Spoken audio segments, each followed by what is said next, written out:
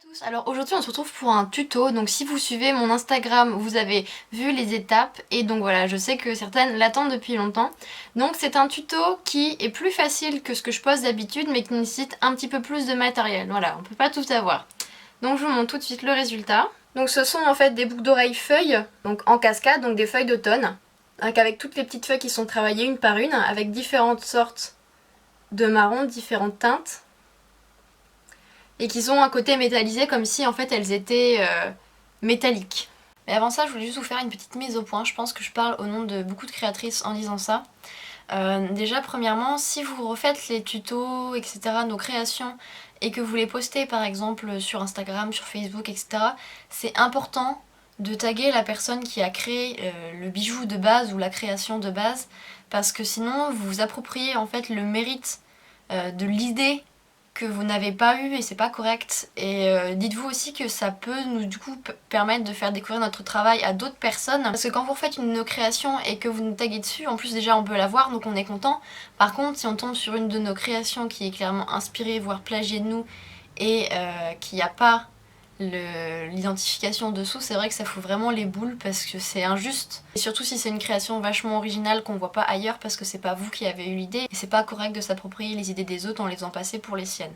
Deuxième chose, vous n'avez pas le droit de vendre les créations que vous faites avec mes tutos parce que j'ai une entreprise, je vends mes bijoux, je paye des impôts, je fais plein de paperasse. Si vous voulez vendre vos créations, assurez-vous que ce soit les vôtres, qu'elles sortent de votre tête et pas de quelqu'un d'autre. Donc moi j'insiste bien parce que je suis déclarée, mais ça marche pour toutes les créatrices.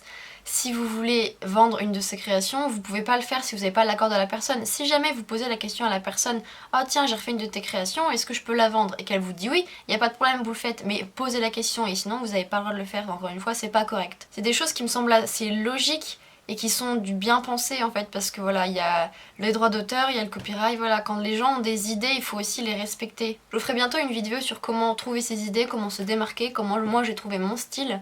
Mais en attendant, si vous reprenez les idées des autres, et c'est fait pour les tutos, mais gardez-le pour vous, alors pour offrir, mais vous ne vendez pas, et si vous les refaites, vous taguez la personne, parce que c'est vraiment important et ça permet aussi de nous pouvoir montrer notre travail.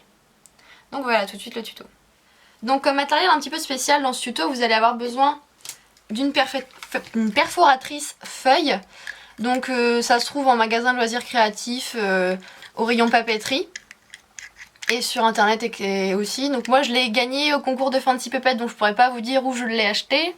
J'ai aussi utilisé pour ce tuto des pigments Perlex, donc c'est des pigments en poudre irisée dont je suis complètement amoureuse. Donc j'ai eu mon premier pack il y a 2 ans et depuis j'en ai racheté un, il m'en manque encore un et c'est vraiment des merveilles. Donc c'est quelque chose qui coûte assez cher, c'est dans une vingtaine d'euros en fait pour les 9, je crois 9 couleurs, 9 ou 12.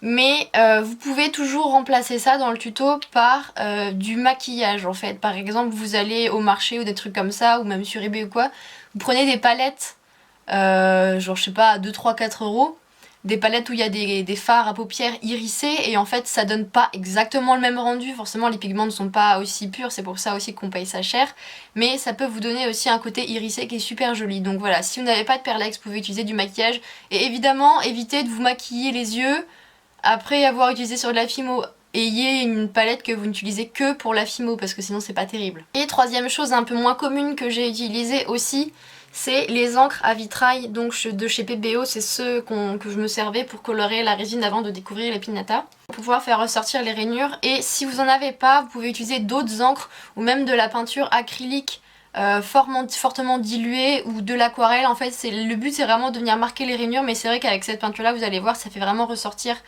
les feuilles et ça donne vraiment un beau côté brillant. Vous venez d'utiliser des peintes de Fimo de différentes couleurs automnales, donc tout ce qui est marron, orangé, cuivré. Et vous allez faire plein de petits mélanges avec ces pâtes pour obtenir différentes teintes de marron.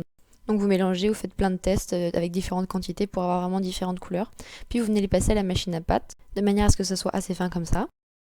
On va venir utiliser la perforatrice pour faire des trous en forme de feuilles, donc dans les plaques qu'on vient de créer. Donc vous voyez que l'espace est assez fin pour faire passer nos plaques. Donc pour pouvoir récupérer les feuilles, évidemment, on ouvre le petit compartiment qui est en dessous. Et vous voyez qu'en appuyant, voilà, ça extrude. Vous venez placer tout doucement votre bout de pâte à l'intérieur de la perforatrice de manière à ce que toute la forme soit prise à l'intérieur. Petite astuce, venez appuyer plusieurs fois pour décoller la feuille beaucoup plus facilement. Comme ça, vous pouvez l'enlever sans l'abîmer. Venez couper les tiges des feuilles. Donc moi j'ai coupé 4 feuilles de chaque couleur, mais vous en avez besoin que de 2 pour faire une paire. Pour faire les rainures, on va s'inspirer de vraies feuilles. Donc vous tapez feuilles d'érable sur Google et vous cherchez la feuille qui a les rainures les plus apparentes et les plus jolies. S'inspirer de la vraie nature, c'est le meilleur moyen d'avoir quelque chose de plus réaliste possible. Donc moi j'ai choisi de travailler avec cette jolie feuille rouge dont on voit bien les rainures. Et donc avec une pointe, vous venez tout simplement refaire les rainures sur les feuilles et vous faites ça sur toutes les feuilles. Donc faites attention à faire quelque chose vraiment comme l'image pour avoir un effet plus réaliste possible. C'est la partie la plus longue et qui demande le plus de placence, mais vous voyez que le résultat est vraiment sympa si vous appliquez bien. Vous venez appliquer les pigments hérissés en choisissant bien la couleur pour qu'elle soit pas trop différente de la couleur de base pour pas que ça modifie trop. Et vous obtenez des super jolies feuilles au reflet métallisé, mais c'est encore loin d'être fini pour le résultat final. Avec un cure-dent, vous venez percer un trou en haut de chaque feuille pour pouvoir mettre des anneaux ensuite et faire le montage de boucles d'oreilles. On va venir décoller les feuilles une par une et venir leur donner une petite forme avec nos doigts pour pouvoir qu'ils soient vraiment réalistes et comme dans la nature quand elles sont tombées par terre. Une fois que toutes vos feuilles sont bien formées, c'est le moment de les passer au four. Une fois la cuisson faite, c'est là qu'entrent en scène les encres. C'est le moment de ressortir vos vieux cours de primaire, ce mélange de couleurs pour avoir des choses qui s'approchent le plus de la couleur de base. Et vous voyez que ça fait vraiment ressortir les rainures. En fait, parce que l'encre vient se réfugier dans les rainures qu'on a creusées. Donc à chaque fois, vous faites les mélanges qui s'approchent le plus de la couleur de base. Ça fait un joyeux bordel de couleurs, pas trop joli à regarder. Donc là, vous voyez l'avant-après, donc vraiment toute l'étape d'embellissement de la feuille. C'est pas uniquement le travail de la perforeuse, il y a tout ce qu'il y a derrière. Donc ensuite, on va venir tout vernir pour vraiment faire ressortir au maximum les pigments. Vous voyez que déjà l'effet métallique est magnifique. Pour le montage, vous venez couper 8 petits bouts de chaîne de longueur différentes. Donc à chaque fois, moi j'ai rajouté 2 anneaux de long de plus pour avoir quelque chose en cascade. Et vous venez tout placer sur un gros anneau de manière à ce que les feuilles tombent en cascade les unes avec les autres. Donc voilà, ce tutoriel est terminé, j'espère qu'il vous aura plu. Évidemment, vous pouvez utiliser les feuilles pour autre chose que ces boucles d'oreilles. C'est vraiment le taux de saut des feuilles qui compte plus que le montage final. N'hésitez pas à vous abonner, à me montrer ce que vous avez fait avec ce tutoriel, donner votre avis. Et je vous dis à dimanche sur la vidéo sur comment ouvrir et nettoyer sa machine à pâte parce que je sais que c'est pas évident.